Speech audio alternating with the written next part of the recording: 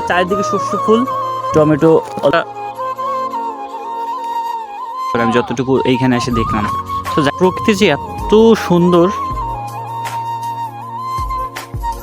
Hey guys, this is Subrata and welcome to fresh a new vlog। তো আজকে তোমাদের এমন একটা জায়গায় নিয়ে আসছি, মানে মনে হবে যে প্রকৃতির খুবই কাছে আসি এমন একটা জায়গা। সো এই জায়গায় যদিও আমি আগে একবার আসলাম গরমের দিনে, বাট শীতের দিনে জায়গাটা কেমন লাগে জাস্ট একটু দেখো, আর তোমাদের এই জায়গাটা পুরোটা ঘুরে দেখাবো।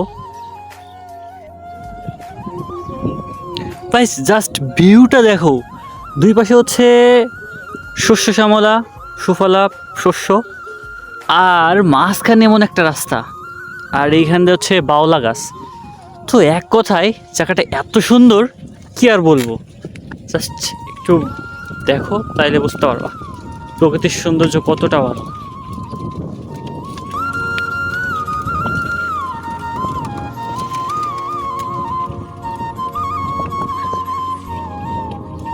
জায়গাটা জাস্ট দেখো আর একটু ফিল করো যে কত সুন্দর একটা জায়গা। আর এটা হচ্ছে কোথায় সেটা আমি বিস্তারিত তোমাদেরকে বলবো অবশ্যই। আমার দেখো পিছনে হচ্ছে সর্ষে ক্ষেত, আর চারপাশে হচ্ছে তোমার ক্ষেত। জাস্ট প্রকৃতি যে এত সুন্দর বলে বোঝানো যাবে না।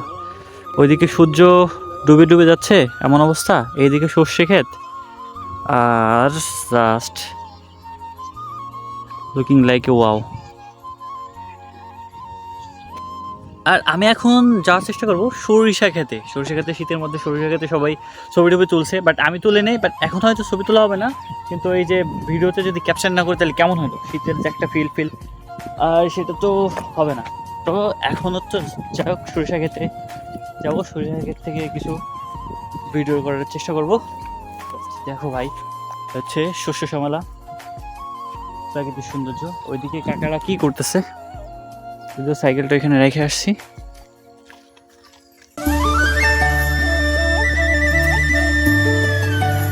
আমি তোমাদের এমন একটা জায়গা আজকে নিয়ে আসছি, আর প্রকৃতির মনে হচ্ছে প্রকৃতির খুব কাছে কাছে আসি এমন একটা জায়গা। সো জায়গাটা জাস্ট ওয়াও, বলে বোঝানোর মতন যাবে না। চারিদিকে শস্য ফুল, আর ওইদিকে টমেটো ক্ষেত, মানে অন্যান্য ক্ষেত খামারি যেগুলো আছে। আমার পিছনে হচ্ছে এই কাকারা কিছু একটা উঠাচ্ছে, মেবি টমেটো। দেখি ওইখানে যাওয়া যায় কিনা। আর সাইকেল যেহেতু এখানে রেখে আসছি, তো এদিকে বেশিক্ষণ স্টে করা যাবে না। আর বিকালের ওয়েদারটা বলার মতো না।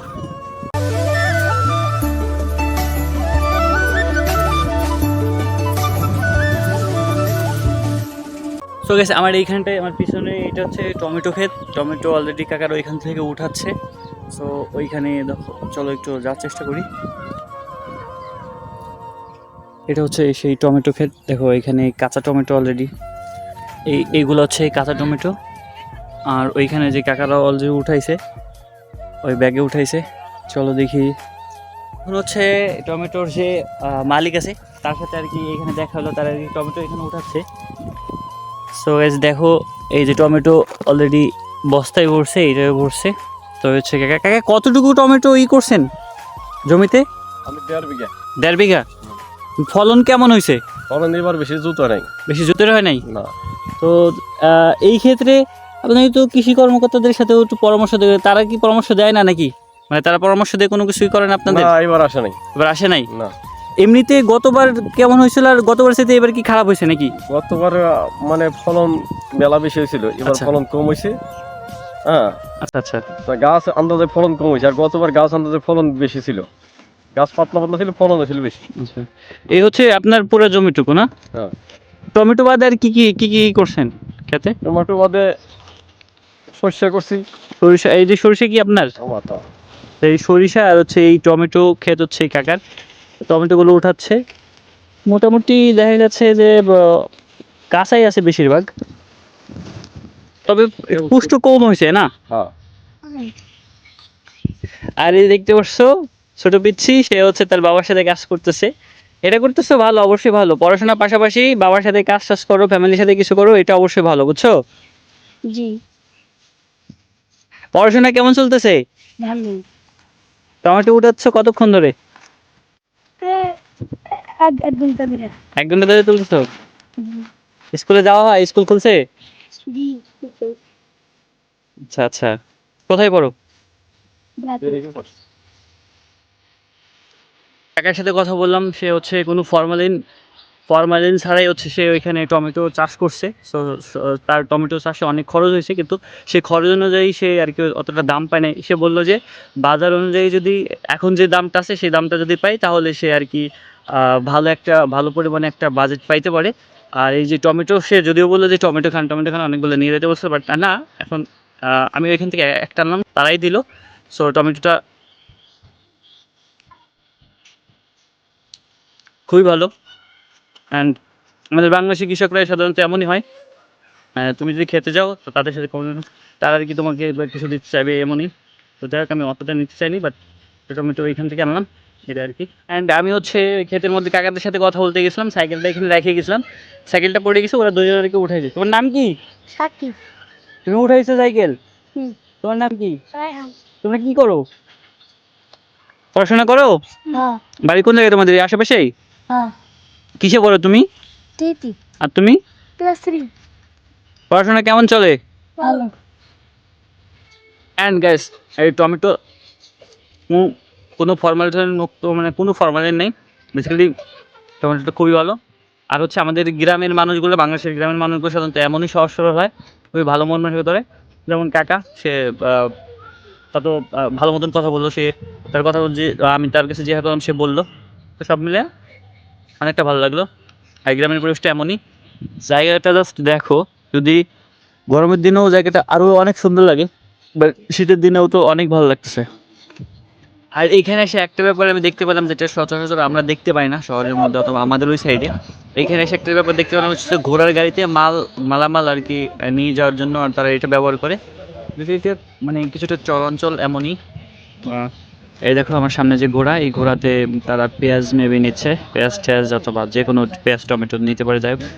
তো এখানটা তারা নিয়ে যাচ্ছে, মানে তারা যানবাহন হিসেবে এই ঘোড়াটাই এখানে বেশি ইউজ করে, আমি যতটুকু এইখানে এসে দেখলাম। তো জায়গাটা আমার কাছে অনেকটা ভালো লাগছে ভাই, চাইলে তোমরা আসতে পারো। তো এইখানে এই যে ইয়াতে করে তোমার ঘোড়ার গাড়িতে করে যে তারা এইখানতে মানে পণ্য অথবা তোমার হচ্ছে যে এইখানে সরঞ্জামগুলো সরবরাহ করে, এখান থেকে যাতায়াত করে, সেটা হচ্ছে এই ঘোড়ার মাধ্যমে। তারা হচ্ছে টমেটো নিয়ে যাচ্ছে, টমেটো নিয়ে যায়, পেঁয়াজ নিয়ে যায়, এখানে যে শস্যগুলো হয় সবগুলো তারা ঘোড়ার মাধ্যমে যাতায়াত করে আর কি, যেখানে নিয়ে যায়। তো এইটা হচ্ছে এইখানটার পর। আর জায়গাটা জাস্ট হচ্ছে দেখো, চারিদিকে ক্ষেত, চারিদিকে অনেক কিছু বলছে। আর এইখানে অলরেডি হচ্ছে মেবি টমেটো না সরি পেঁয়াজ ওইখানেই করতেছে। তো যেহেতু হচ্ছে কুয়াশা আর বিকাল প্রায় শেষের দিক, তো সেই ক্ষেত্রে দেখো যে কুয়াশা চারিদিকে দেখতে পাচ্ছ। আর এইভাবেই হচ্ছে এখানকার দিনটা যাচ্ছে।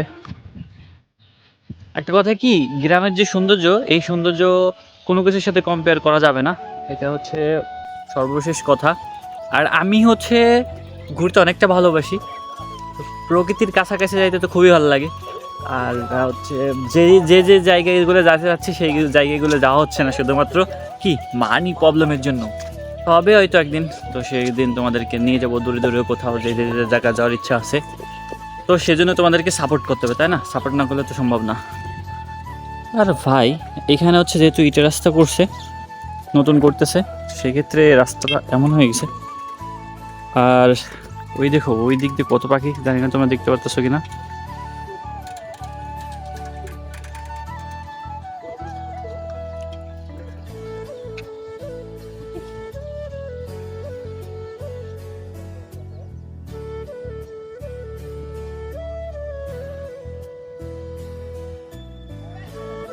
যাই হোক, এটা কিন্তু মোটেও ভেবো না যে এটা পাবনা, এটা হচ্ছে আমাদের রাজবাড়িতে।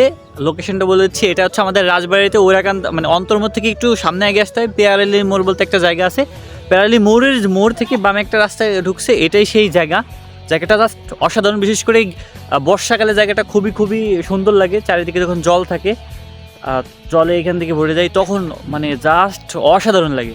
আর যদিও এখন ওয়েদারটা হচ্ছে হয়ে গেছে, ওয়েদারটা ধরো যে খুবই খারাপ হয়ে গেছে, এখন ধরো যে কুয়াশা আর একটু অন্ধকার হয়েছে, লাইটটা নাই, সেজন্য রোদ্রের আলো ওইভাবে দিনের আলোটা তো এমন বেশি নাই, ভিডিওটা ভালো আসবে না। এই জন্য ভিডিওটা এই পর্যন্ত। ভিডিওটা ভালো লাগলে লাইক কমেন্ট সাবস্ক্রাইব করে সাথে থাকো, আর দেখা হবে পরবর্তী কোনো ভিডিওতে। অনেক জায়গায় যাওয়ার ইচ্ছা আছে, সেটা হয়তো আস্তে আস্তে যাবো, তোমাদেরকে দেখাবো যে জায়গায় যাওয়ার চেষ্টা করি না কেন। তো সাথে থাকো, দেখতে থাকো।